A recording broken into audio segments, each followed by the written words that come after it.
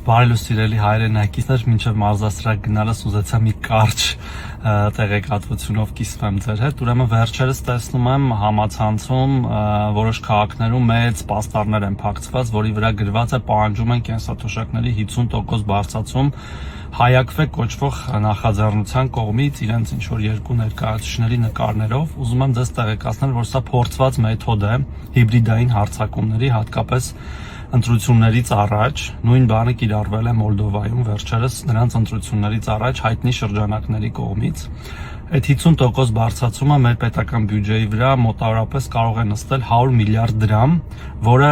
ավելցուկով իհարկե չկա բյուջեում, որտեղ բոլոր ծախսերը բաշխված են, սոցիալական ոլորտի մեր համակարգի ծախսերը մոտավորապես 1 տրիլիոն դրամ են, առողջապահական, կրթական, պաշտպանական, ճանապարհաշինական, դպրոցաշինական, այսինքն ամբողջ պետական բյուջեն բաշխված է եւ ավել 100 միլիարդ դրամ իհարկե այս պահին չկա, բայց մենք մեր ռեսուրսների շրջանակներում հունվարի 1-ից բարձրացնելու ենք կենսաթոշակներ եւ բոլոր նպաստները հետվճարի համակարգով այն դարձնելով 20% եւ ոչ ավելի իհարկե քան 10,000 դրամը եւ դա շարունակական գործընթաց է լինելու, կոչ եմ անում չտրվել այս հարձակումներին հիբրիդային fake տեղեկություններով, fake ուժերի կողմից եւ լինել աչալուրջ, որտեղ մենք